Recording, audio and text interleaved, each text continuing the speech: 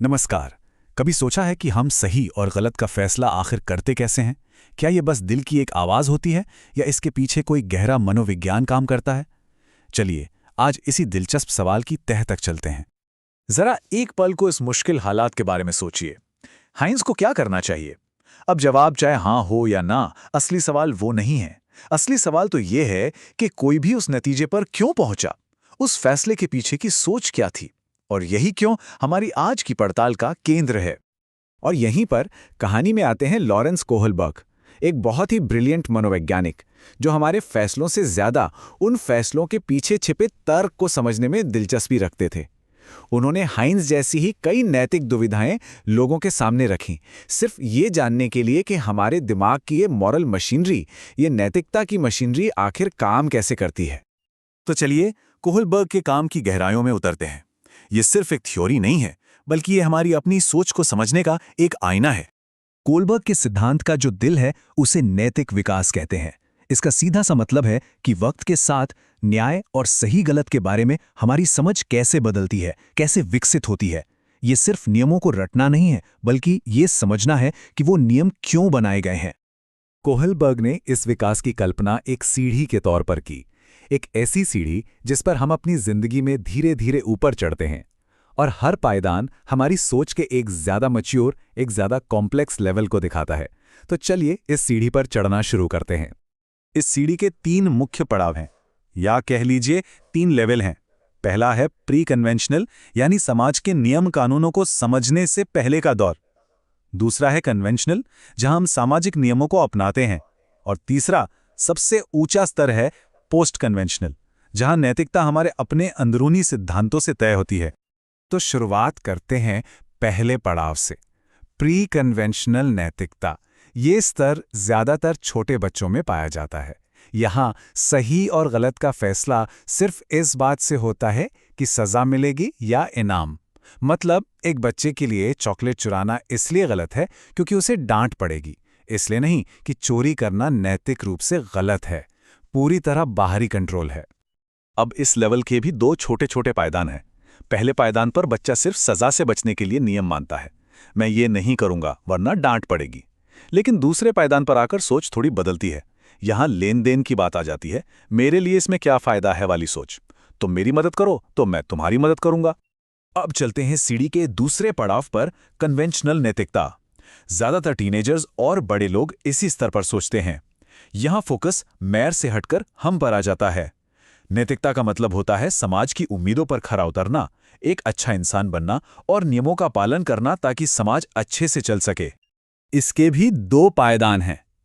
तीसरे पायदान पर अच्छा दिखने की चाह होती है, मतलब दूसरों की नज़रों में गुड बॉय या गुड गर्ल बनना। इस सोच वाला इंसान शायद हाइंस की जगह होता तो दवा चुरा लेता, क्योंकि एक अच्छा पति अपनी पत्नी को बचाने के लिए ऐसा ही करेगा। वहीं चौथे पायदान पर फोकस और बड़ा हो जाता है, लॉ एंड ऑर्डर। इस सोच के मुताबिक चोरी करना गलत है, चाहे कारण कुछ भी हो, क्योंकि अगर हर कोई कानून तोड़ने लगेगा तो समाज बिखर जाएगा। और अब आते हैं सबसे ऊंचे स्तर पर, पोस्ट कन्वेंशनल नैतिकता। कोहलबर्ग का मानना था कि यहां तक बहुत कम लोग ही पहुंच पाते हैं। इस स्तर पर आकर इंसान सिर्फ समाज के नियमों को आंख बंद करके नहीं मानता, बल्कि वो अपने बनाए हुए नैतिक सिद्धांतों के हिसाब से जीता है। ये सिद्धांत न्याय और मानवाधिकार जैसे बड़े आदर्शों पर टिके होते हैं।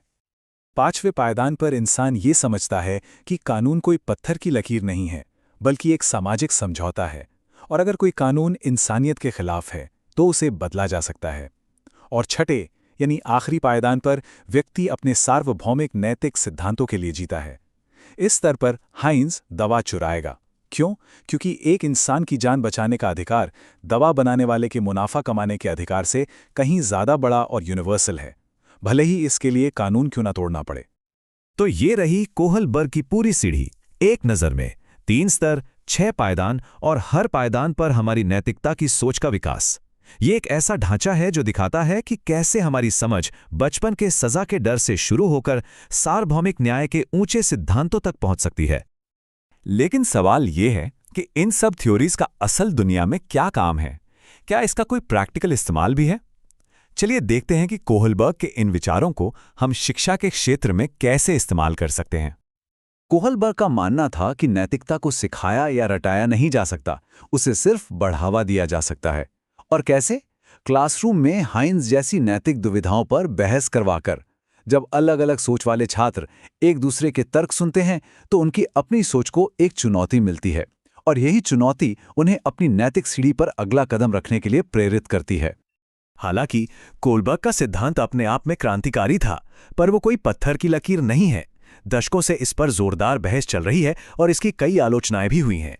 हर महान विचार की तरह इसे भी परखा गया है। और सबसे बड़ा सवाल यही उठता है, क्या नैतिकता के विकास का ये रास्ता हर किसी के लिए, हर समाज में और हर लिंग के लिए एक जैसा ही होता है? सबसे बड़ी आलोचना उनकी अपनी ही एक सहयोगी कैरल गिलिगन की तरफ से आई। गिलिगन का तर्क था कि कोहलबर्ग ने अपना सारा रिसर्च सिर्फ लड़कों और पुरुषों पर किया था। इस वजह से उनका सिद्धांत महिलाओं के नैतिक अनुभवों को पूरी तरह से नजरअंदाज कर देता है। गिलिगन के अनुसार पुरुष अक्सर न्याय की नैतिकता पर ध्यान देते हैं जो नियमों और अधिकारों पर टिकी होती है।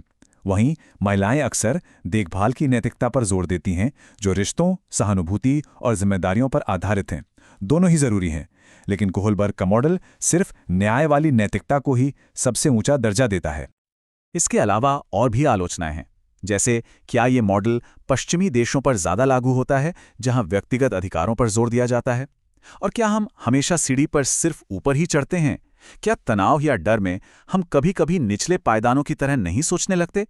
ये कुछ ऐसे सवाल हैं जिन पर आज भी बहस जारी है। इन सभी बहसों के बावजूद कोहलबर्ग के काम की अहमियत को नकारा नहीं जा सकता। उन्होंने हमें नैतिकता के जटिल जंगल को समझने के लिए एक पहला नक्शा दिया। हो सकता है ये नक्शा एकदम परफेक्ट न हो, पर इसने हमें सही दिशा में सोचने का एक तरीका दिया और इस विषय पर आगे की खोज के लिए अनगिनत दरवाजे खोल दिए। और ये हमें हमारे आखिरी और शायद सबसे बड़े सवाल पर वापस ले आता है। जब हमारे अपने अंदरूनी सिद्धांत समाज के बनाए कानूनों से टकराते हैं तो किस रास्ते पर चलना चाहिए? इसका कोई आसान जवाब नहीं है, और शायद इसी कश्मकश में ही हमारी सच्ची नैतिकता की असली परीक्षा होती है। इस पर जरूर सोचिएगा।